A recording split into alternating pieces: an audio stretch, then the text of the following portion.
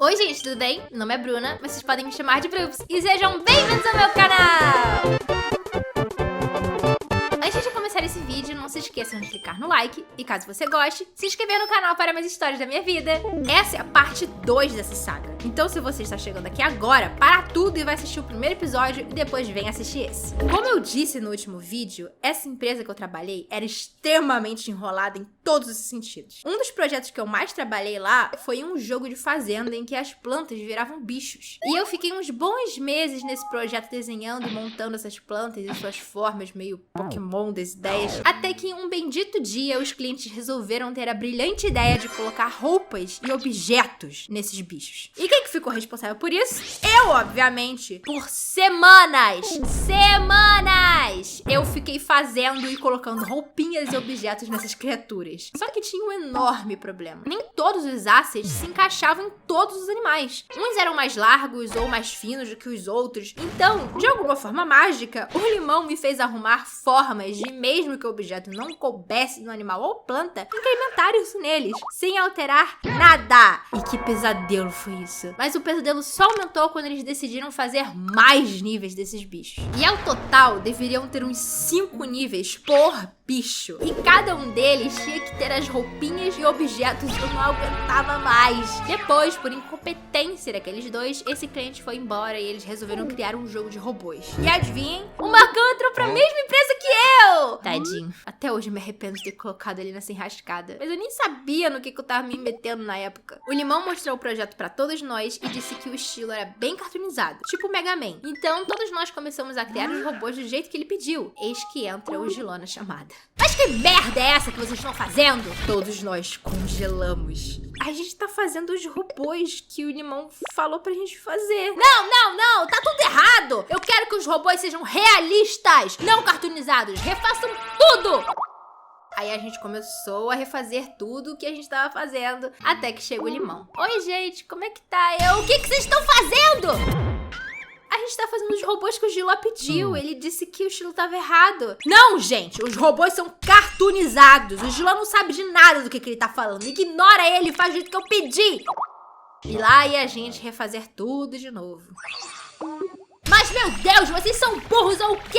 Nesse momento, todos nós paramos tudo que estávamos fazendo e resolvemos entrar em contato com a Lucy. Oi, gente, o que tá pegando? Mano, o Limão e o Giló estão mandando a gente fazer e refazer as coisas. Um fala que quer cartoonizado, o outro quer realista. Eu não aguento mais escutar o Giló gritando na minha cabeça. Ninguém aqui tem culpa de nada. São eles que não sabem o que eles querem que a gente faça. Tudo bem, gente, pode deixar que eu resolvo. Eu vou lá falar com eles. E a Lucy conseguiu resolver e finalmente podemos dar continuidade ao projeto. Depois que eu parei pra pensar nesse dia, me veio uma ideia na minha cabeça. Eles tinham o costume de trabalhar com pessoas muito mais novas e inexperientes. Basicamente, todas as pessoas que trabalhavam pra eles, no máximo, tinham entre uns 18 a 23, 24 anos. É justamente o pessoal que tá saindo da escola ou da faculdade. Então não era tão caro pagar esse tipo de gente. E por não saberem como que o comércio funciona, eles podiam tentar engordar. Eu não duvido que esse desentendimento tenha sido algo planejado por eles só pra ficar mandando a gente fazer as coisas e depois rir da nossa cara. Sinceramente, não ficaria surpresa. O Giló, por exemplo, amava humilhar a gente e rir da nossa cara. E principalmente fazer brincadeiras de muito mau gosto. Um dia, quando a gente estava trabalhando, nós recebemos uma mensagem dele no grupo dizendo que um desastre tinha acontecido. Ele disse que durante a noite, a casa dele tinha dado um curto-circuito, pegou fogo,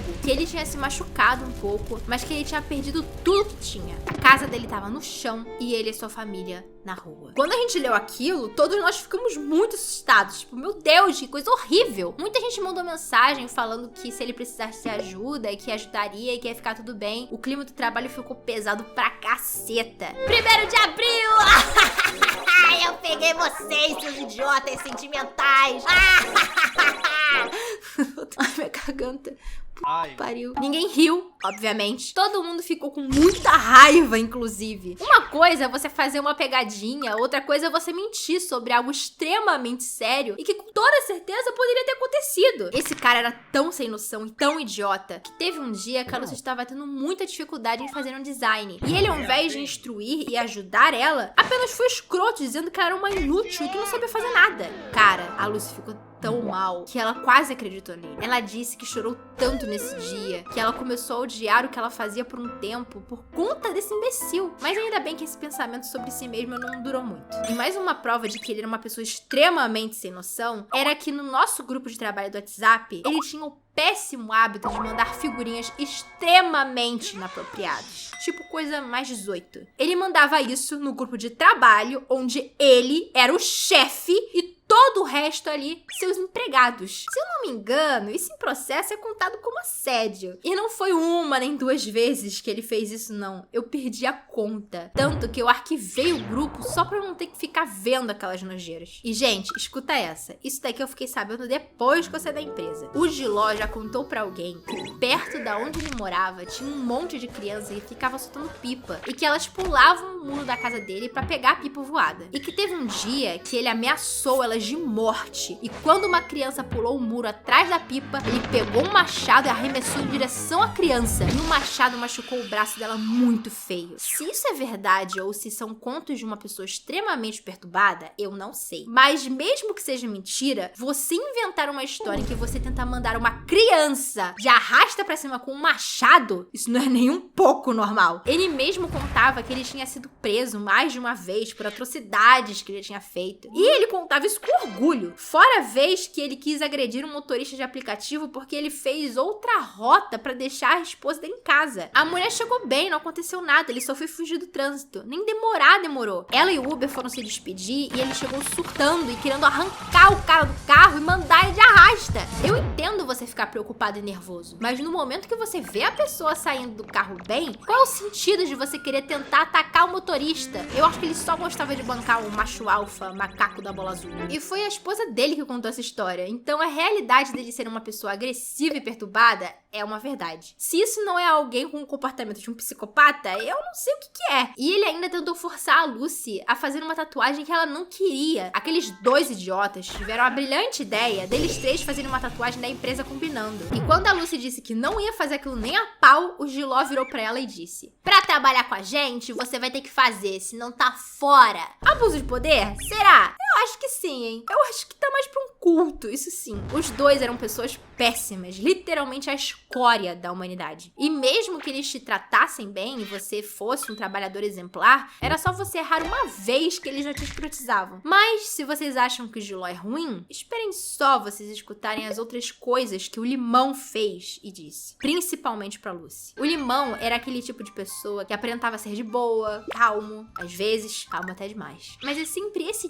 tipo de gente que por fora é de boas e por dentro é completamente podre. E se você acha que mostrar a filha nua para estranhos em uma chamada de vídeo, dizer que precisava contratar mais homens pois ia parecer que ele estava montando um harém, trair a esposa e mandar a gente fazer e desfazer as coisas foi ruim, espere até o próximo e último vídeo. Um vídeo sobre uma pessoa tão podre que rendeu um roteiro inteiro só sobre ele.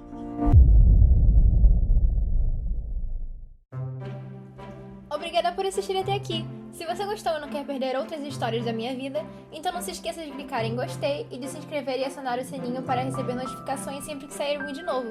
Obrigada e até breve!